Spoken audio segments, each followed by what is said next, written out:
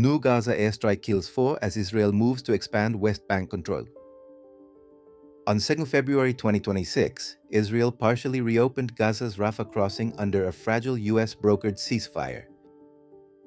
Just 1 week later, on 9 February, that same ceasefire came under renewed strain when an Israeli airstrike hit a residential building in Gaza City's Al-Nasr neighborhood. Gaza's health ministry said 4 Palestinians were killed and several injured in the strike, which targeted a flat sheltering displaced families. Witnesses told Al Jazeera the building had already been damaged in earlier fighting and was one of the few places left to stay. Rescue workers spent hours pulling survivors from under concrete slabs and twisted metal.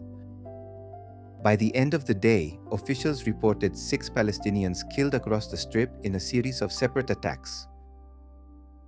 While Gaza was counting its dead, Israel's security cabinet was reshaping the map of the occupied West Bank. On 8 February, the cabinet approved new rules that expand Israel's direct powers over land registration, planning, and construction in areas previously handled by the military administration.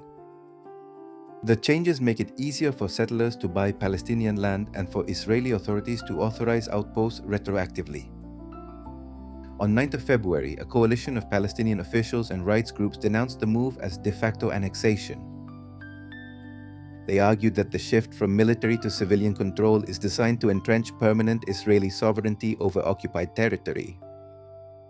8 Muslim-majority countries issued a joint statement the same day, accusing Israel of violating international law. The United States finds itself walking a tightrope. A White House official told reporters that President Donald Trump remains opposed to formal annexation of the West Bank, even as his administration deepens security ties with Israel. Palestinians, however, say they judge policy by bulldozers and checkpoints, not by diplomatic language. For families in Gaza and the West Bank, the second week of February felt like a familiar pattern. One step forward at a border crossing, another building destroyed. One ceasefire announcement, another legal move that cements control on the ground. Their question for the weeks ahead is whether international pressure will slow that process or whether the status quo will simply harden further.